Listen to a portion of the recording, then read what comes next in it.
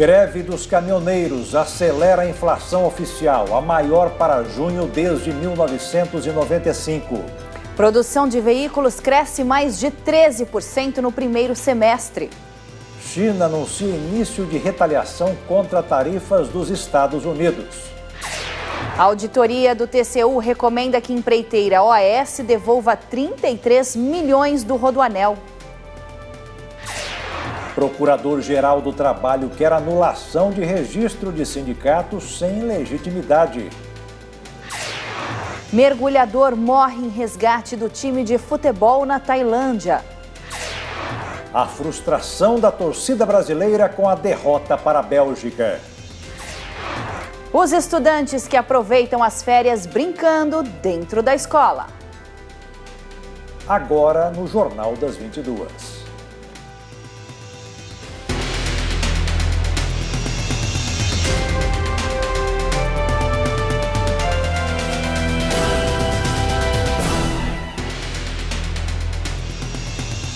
Olá, muito boa noite. Boa noite. Uma auditoria do Tribunal de Contas da União recomendou que a empreiteira OAS devolva 33 milhões de reais do suposto superfaturamento das obras do Rodoanel em São Paulo. Os pagamentos teriam sido recebidos pela Dersa Estatal Paulista, responsável pela construção. Essa foi a condição dada pela Secretaria de Fiscalização de Infraestrutura Rodoviária e Aviação do Tribunal de Contas da União para rever o pedido feito pelos ministros de Corte de Contas de suspensão dos pagamentos da OAS referentes ao reajuste contratual de 2016 por causa da execução da obra. Os fiscalizadores afirmam que esse valor também é superfaturado. Ao todo, foram 625 milhões de reais superfaturados nos lotes de construção do Rodoanel Norte, 2 deles da OAS. As informações da auditoria foram base para a Operação Pedra do Caminho, realizada mês passado, e teve 14 pessoas presas, entre elas o ex-presidente da Dersa e ex-secretário de Infraestrutura, Laurecin Casagrande. Até agora, a Dersa já pagou 3,8 bilhões de reais com empreiteiras e as obras ainda não foram concluídas. A construção começou em 2013 e deveria ter sido finalizada em 2016. A Dersa se defendeu no TCU e afirmou que a suspensão dos pagamentos pode trazer danos irreparáveis à execução da obra, que as alterações contratuais seguem os critérios técnicos e que não houve provas suficientes de irregularidades. A Justiça Federal converteu a prisão do executivo da General Electric da América Latina, Dáurio Speranzini Júnior, em prisão preventiva. A decisão foi do juiz Marcelo Bretas, da 7ª Vara Federal Criminal. A prisão preventiva de Dáurio Speranzini foi pedida após a polícia encontrar diversos materiais em sua casa, incluindo um dossiê contra um denunciante de seus crimes.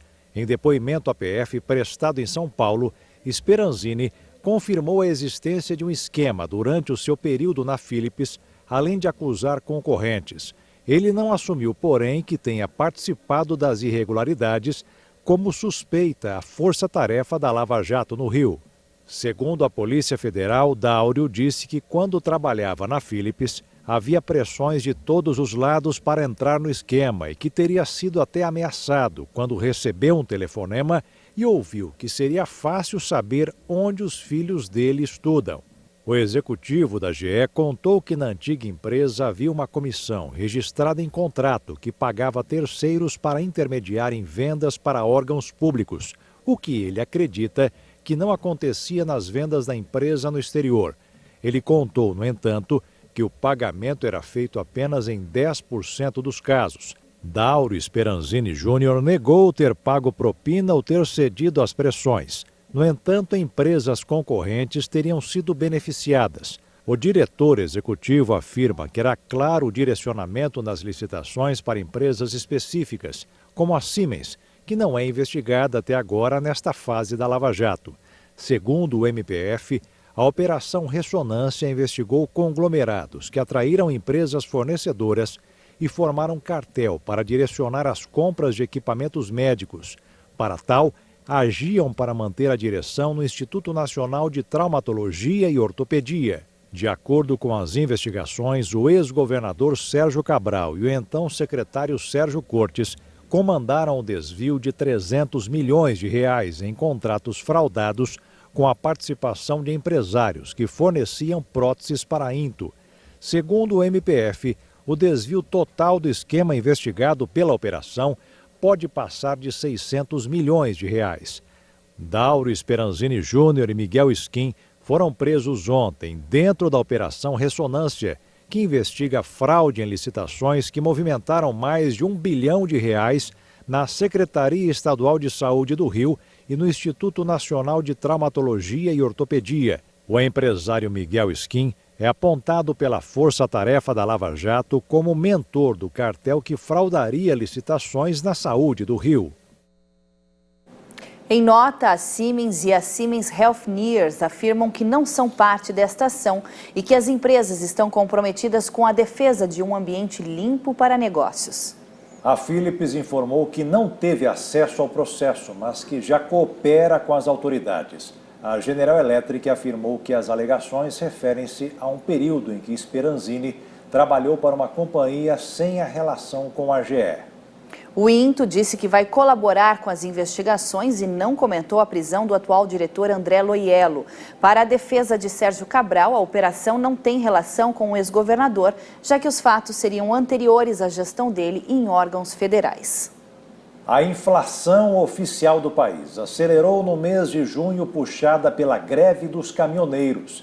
Veja essa e outras notícias nos destaques da economia.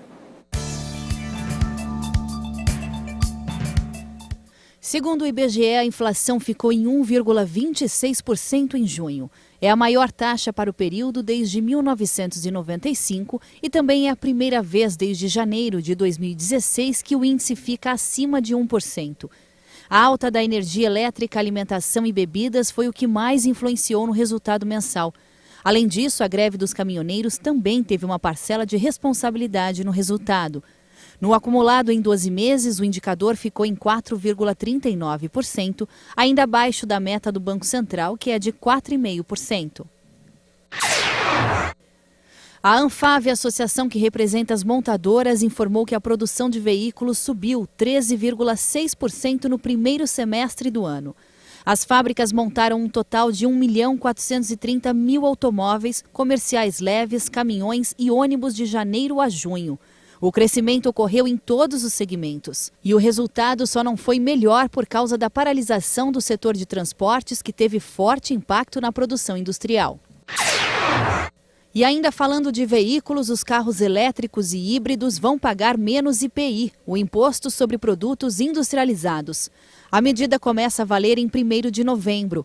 Hoje, veículos elétricos são taxados em 25%, enquanto híbridos pagam entre 7% e 25%. A expectativa é que carros desses tipos fiquem mais baratos por aqui, porque atualmente comprar um veículo elétrico ou híbrido está fora do orçamento da maioria dos brasileiros. No mercado financeiro, o dólar fechou em queda nesta sexta-feira. A moeda norte-americana caiu 1,67% e encerrou o dia cotada a R$ 3,869 na venda. O Ministério Público Federal em São Paulo quer informações sobre a negociação da Embraer com a americana Boeing. Os promotores também pediram que o Tribunal de Contas da União abra um processo de controle externo para analisar a operação. Os promotores de São Paulo acompanham as negociações desde março. Naquele mês, o MPF pediu informações, mas a Embraer teria enviado poucos dados. Nesta semana, o Ministério Público Paulista reforçou o pedido e solicitou que o TCU acompanhe o caso. A cobrança aconteceu após a divulgação do acordo entre Boeing e Embraer, que cria uma terceira companhia.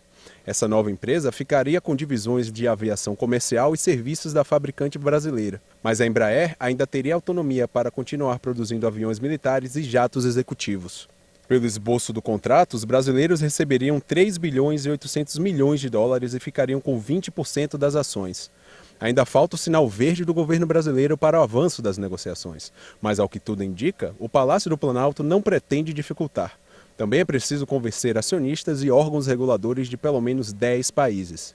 A parceria faz parte da estratégia da Boeing para enfrentar a rival Airbus, que recentemente fez um acordo com a canadense Bombardier, maior rival da Embraer no cenário internacional. Em jogo está o lucrativo mercado da aviação executiva, que nos últimos anos vem crescendo muito e ganhando protagonismo. Começaram a valer hoje as novas tarifas sobre produtos chineses importados pelos Estados Unidos. A sobretaxa fez com que o governo chinês apresentasse uma ação na Organização Mundial do Comércio.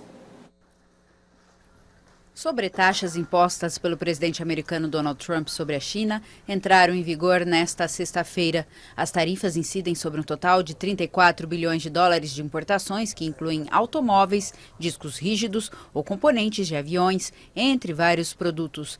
A China reagiu e anunciou contramedidas. Sobre as tarifas injustas dos Estados Unidos, a China já pôs em prática medidas sobre produtos americanos.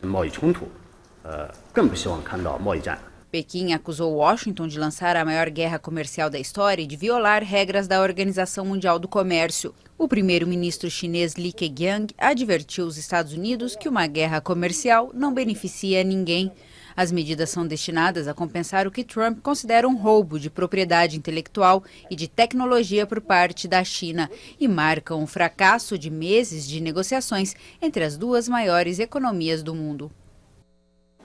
E veja a seguir, Procurador-Geral do Ministério Público do Trabalho vai investigar sindicatos. E ainda, mergulhador morre em operação de resgate de garotos presos em caverna na Tailândia.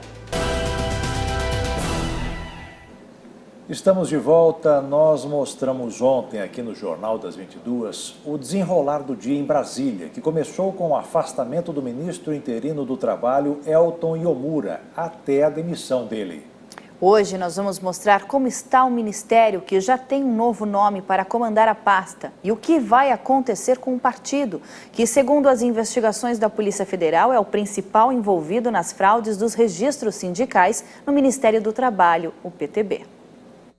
Pelo menos por enquanto, o PTB está fora do comando do Ministério do Trabalho. Diante do desgaste, o Palácio do Planalto tomou a decisão de nomear Eliseu Padilha, ministro da Casa Civil e homem de segurança do presidente Temer, para acumular interinamente o cargo de ministro da pasta. A nomeação dele foi publicada em edição extra do Diário Oficial da União. Ele fica no lugar de Elton Iomura, que, segundo interlocutores, foi forçado a pedir demissão depois de virar alvo da Operação Registro Espúrio e ser afastado do cargo por determinação do ministro Edson Fachin, relator do caso no Supremo Tribunal Federal. Iomura é suspeito de participação no esquema de fraude para concessão de registros para sindicatos. Segundo a polícia, o esquema criminoso chegou a cobrar, em um dos casos, 4 milhões de reais para liberar um registro sindical. A fraude tinha o envolvimento de gente indicada pelo PTB no Ministério e também de parlamentares. Em nota, nesta quinta-feira, o presidente Michel Temer disse que aceitava o pedido de demissão e agradeceu a dedicação de Iomura à frente da pasta. Na carta que enviou ao presidente, o então ministro do Trabalho disse que foi surpreendido com a terceira fase da operação e negou ter praticado qualquer ato ilícito. Disse que depois da primeira fase da operação, determinou o afastamento de envolvidos, abriu sindicâncias, suspendeu os registros concedidos a sindicatos e colocou o cargo à disposição. Iomura assumiu a pasta definitivamente em abril, parte de um acordo do governo com o PTB, partido de Roberto Jefferson, delator do Mensalão. Iomura, que é considerado pelos investigadores como um testa de ferro de caciques do partido, só assumiu o posto depois das tentativas do PTB de emplacar a deputada Cristiane Brasil, filha de Roberto Jefferson. O que não deu certo por causa de ações na justiça envolvendo a deputada. O jornal Folha de São Paulo teve acesso a um áudio obtido pela Polícia Federal de Cristiane com o superintendente do Ministério Público Federal no Rio de Janeiro. Na gravação, a deputada diz que um registro sindical em curso o faria ganhar na loteria. Para os investigadores, os áudios indicam que Lima se aproveitava da influência de Cristiane para submeter servidores da pasta a receber propinas de entidades envolvidas nas fraudes. Segundo a PF, as gravações foram enviadas pelo superintendente em maio para o coordenador-geral de Registro Social Sindical do Ministério, Renato Araújo, preso no final daquele mês, na primeira fase da Operação Registro Espúrio. O PTB comanda o Ministério do Trabalho desde 2016. Talvez por isso a entrada de Eliseu Padilha não gere nenhuma mudança. É que praticamente toda a estrutura da pasta, pelo menos os cargos mais estratégicos, também são comandados por representantes do partido. Com a nomeação de Padilha, o governo ganha tempo para medir os impactos dessa investigação. Mexer nas peças neste momento talvez não seja estratégico. O PTB é um partido importante para a base de apoio do governo. Na quinta-feira, a polícia ainda fez buscas na Câmara dos Deputados. Foi no gabinete do deputado Nelson Marqueselli, também do PTB. Segundo reportagem também publicada no jornal Folha de São Paulo, de uma só vez, o chefe de gabinete de Marqueselli pediu a um servidor do Ministério do Trabalho a liberação de registros de 6 sindicatos de caminhoneiros do interior paulista. O parlamentar, que é dono de uma empresa de transporte de cargas, queria agilidade naquele processo e recorreu ao órgão. A matéria cita serviços públicos que são tocados como negócios privados por partidos políticos e siglas que se apropriam de ministérios para transformar essas estruturas em patrimônio particular. A operação só não alcançou o ministro da Secretaria de Governo, Carlos Marum, porque o ministro Edson Fachin não autorizou. A Polícia Federal queria saber se ele pode ter ligação com as fraudes. O ministro apontou a operação como conspiração contra o governo Temer e afirmou que a inclusão do seu nome nas investigações foi uma retaliação de alguns setores, sem explicar quais. Carlos Marum disse ainda que vai à justiça contra vazamentos. Diante dos indícios de fraudes na concessão de registros, o Procurador-Geral do Trabalho, Ronaldo Fleury, determinou a abertura de investigação específica sobre o tema. Ele avisa que vai analisar todas as inscrições feitas nos últimos 2 anos. E os escândalos também chamaram a atenção dos investigadores às movimentações de Cristiane Brasil, também no Ministério da Cultura. O elo entre as duas pastas está na indicação de Júlio de Souza Bernardes, preso ontem na 3ª fase da operação. Antes de assumir a chefia do gabinete do Ministério do Trabalho, ele foi representante do Ministério da Cultura no Rio, também indicado pela deputada. Um ex-membro da Marinha tailandesa morreu ao ficar sem oxigênio quando retornava de uma missão envolvendo os 12 meninos e o técnico de futebol. Eles estão presos em uma caverna inundada na Tailândia. O fato ainda causa mais preocupação em relação ao difícil resgate do grupo.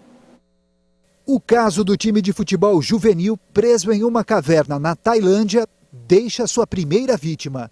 Um ex-membro da Marinha do país morreu ao ficar sem oxigênio quando retornava de uma missão na caverna.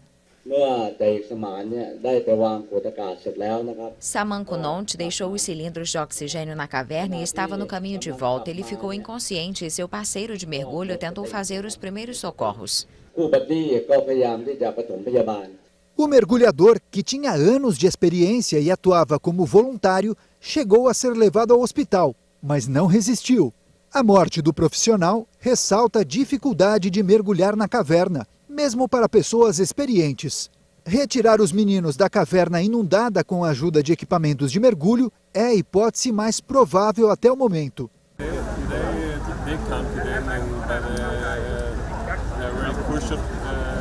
Estão confiantes, mas há uma decisão difícil a ser feita. Ninguém quer fazer isso, é arriscado. Pense, um marinheiro acabou de morrer essa noite. Imagine um menino de 12 anos.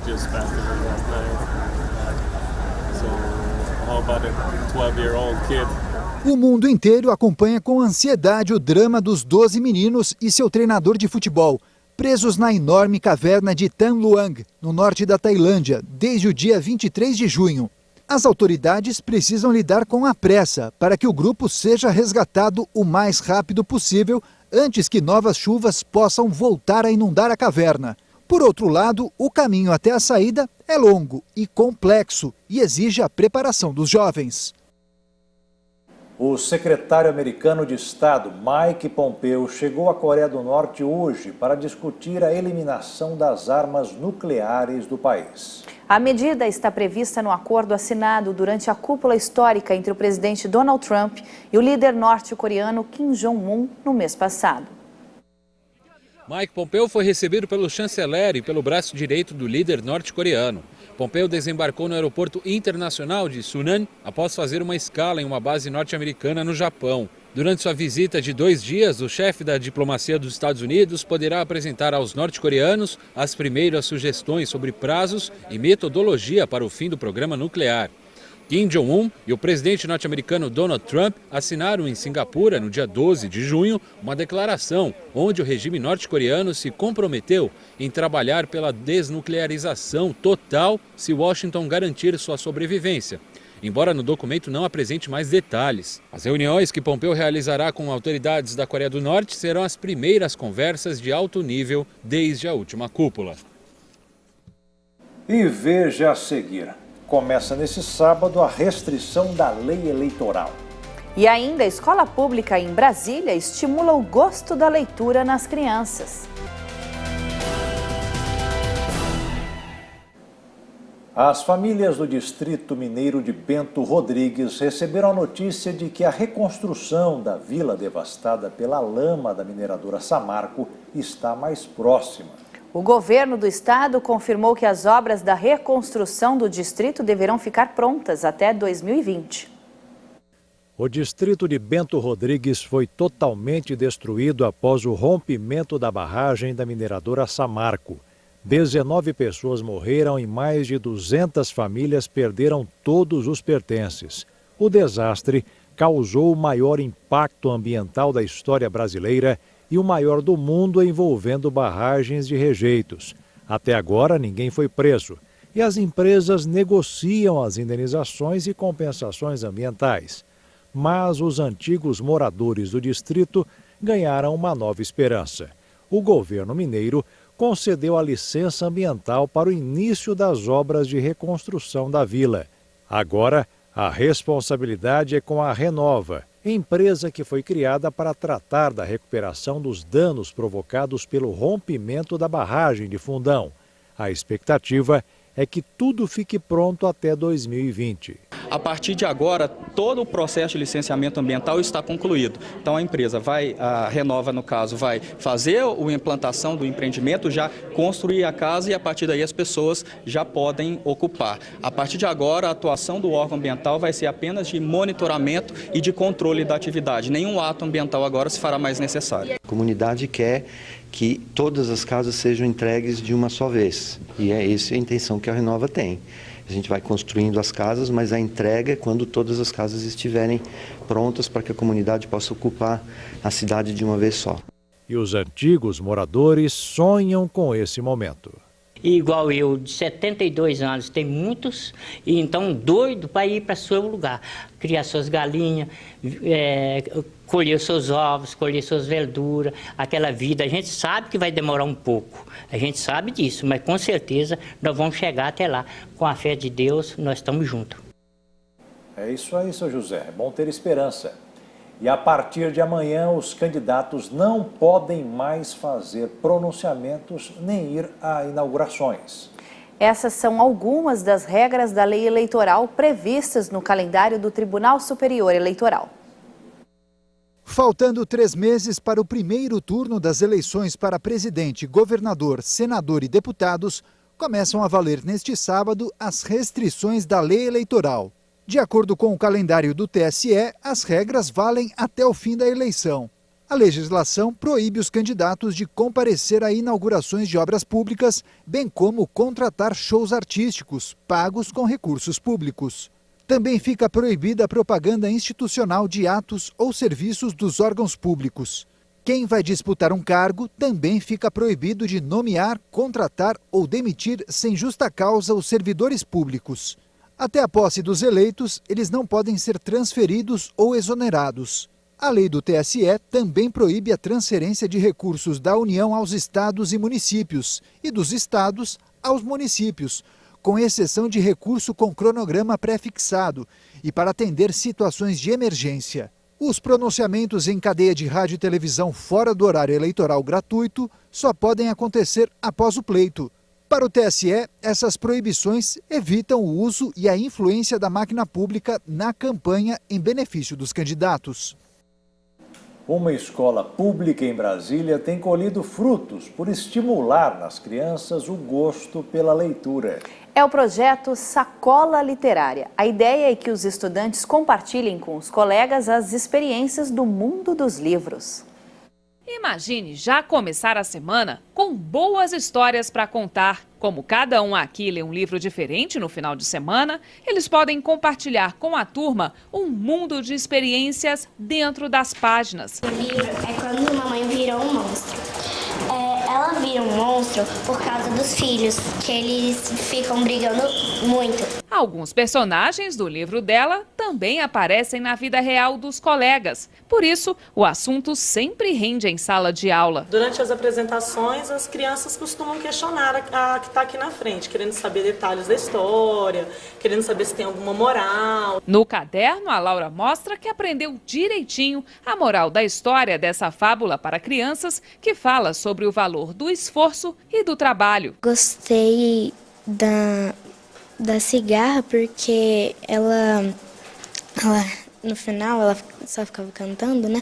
Mas no final ela viu que era importante trabalhar, aí ela disse que ia trabalhar e cantar. Há 5 anos, o incentivo à leitura entre as crianças tem sido um dos pilares principais dessa escola pública em Brasília. O projeto se chama Sacola Literária. O aluno pega um livro emprestado na sala de leitura e, a partir dessa vivência, os professores criam espaço para discutir em sala de aula o que foi lido nos dias anteriores. O exemplar vai dentro dessas sacolas com material ecologicamente correto que eles mesmos ajudaram a confeccionar. A do Paulo foi inspirada em um personagem que ele adora. O Gustavo entrou no clima do futebol. E as atividades voltadas para a leitura não ficam só na sala de aula. Esse é o momento em que toda a escola se reúne aqui no pátio, mas não é para assistir jogo da Copa do Mundo, não. É uma segunda fase no projeto para estimular no aluno o hábito da leitura.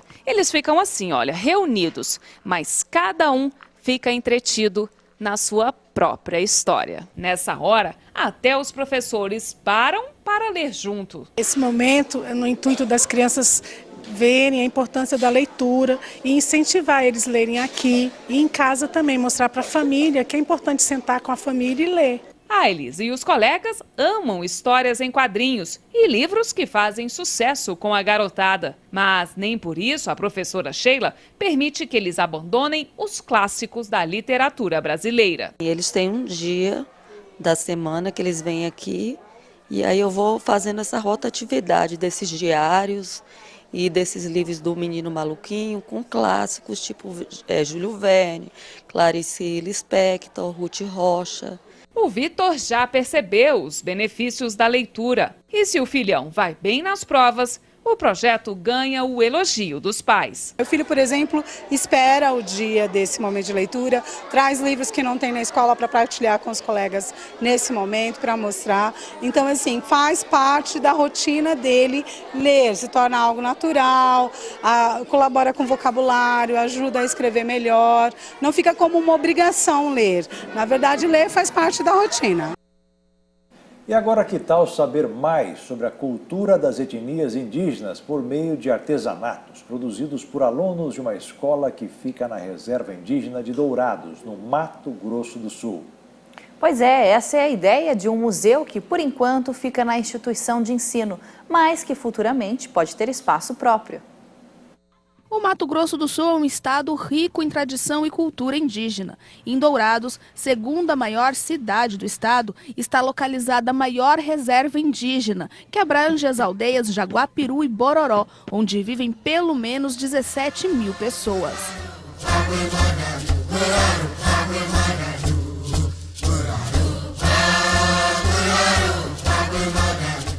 telas, cocares, chocalhos, maquetes, artesanatos indígenas com itens que fazem parte do dia a dia das etnias Terena, Guarani, Kaiowá, expostos para a comunidade e que fazem parte de um projeto de extensão desenvolvido há 2 anos nesta escola que fica na aldeia Jaguapiru. A partir do programa Arte e Cultura, desenvolvido aqui pela Escola Estadual Guateca Marçal de Souza, um museu foi criado e atualmente estão expostas para a comunidade mais de 200 peças. O programa Arte e Cultura, ele é um programa, na verdade, do governo do estado. Ele está há 2 anos aqui na escola e, a partir dos trabalhos que foram produzidos nesse programa, nós criamos aqui esse espaço que é o Museu Guateca. Nesse museu estão todos os trabalhos são produzidos pelos alunos. E a intenção vai além de expor dentro da instituição de ensino. A ideia é construir um museu paralelo ao local. Hoje nós temos uma parceria com a pesquisadora da universidade, que a partir do 2º semestre agora ela vai dar uma capacitação técnica sobre catalogação, sobre a captação de peças, o que serve para o museu, o que não serve. Nós conseguimos aí uma parceria com a instituição financeira que vai estar bancando essas capacitações e, a partir daí, a gente vai buscar, junto às autoridades, a construção de um espaço. As peças são todas confeccionadas pelos alunos do ensino fundamental. E além de contar um pouco mais sobre a cultura das etnias, a intenção é também fomentar a consciência ecológica dos estudantes. É maravilhoso trabalhar aqui, porque os alunos eles têm muita habilidade para a arte, né? Então eles gostam mesmo de fazer arte. Então é onde eles têm um momento deles para eles poderem demonstrar o talento que eles têm, né? E trazer, resgatar muitas coisas da cultura. E os alunos vêm trabalhando com pintura em garrafas, então que a gente tira da natureza, né, resgata.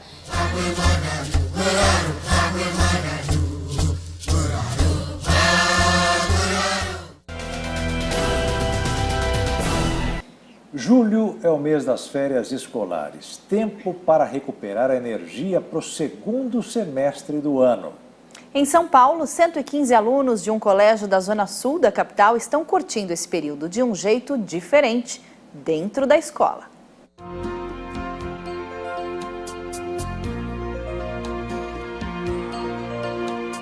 Nada de cadernos, livros ou provas. O exercício hoje foi na escola, mas do jeito que os alunos mais gostam, brincando. A nossa programação começa em janeiro, porque eu preciso conciliar os espaços que eu vou utilizar, e eu preciso conciliar também a quantidade de funcionários que o refeitório vai ter para atender às nossas necessidades em julho.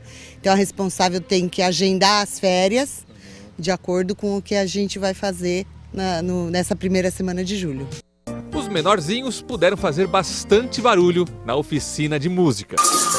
O crescimento social para as crianças é muito grande porque eles fazem novas amizades, eles criam novos vínculos que eles não tinham. Então, crianças que pouco se falavam ou não se conheciam no curricular e que foram aproximadas em função das atividades serem divididas por faixa etária. Esse é o 3º ano consecutivo que as crianças de 5 a 11 anos de idade participam da semana de atividades durante as férias. São 5 dias consecutivos, de manhã e de tarde. Brincando assim, fica fácil esquecer o celular e o videogame em casa. É o 1º ano que você participa dessa brincadeira durante as férias? Não. Já participou de outros? Sim. Qual que é a atividade que você mais gosta? Canibal. Agora me diz uma coisa, você prefere ficar aqui ou ficar em casa? Aqui. Por quê? Porque aqui é mais divertido. Muito mais. Porque lá em casa não tem nada pra fazer, você fica solitário, não tem nada pra fazer. Aí aqui tem um monte de brincadeira pra fazer, aí tem bola. Tem videogame em casa? Tenho. E você não preferia ficar em casa jogando videogame? Não. Mais legal aqui? É. Por quê? Porque a gente joga bola, brinca de caça. Você não cansa, não? Não. Cansa? Não. E nunca dá pra ficar entediado de tão legal que é. Seja na escola, no parque ou em casa, o que não pode faltar nessa época do ano é a brincadeira. É fundamental criança ser criança e criança brincar, não é? Porque hoje em dia a gente estimula tanta coisa através de celular, de videogame, de jogos, de internet, que as crianças estão precisando brincar, se arriscar, se divertir o tempo todo.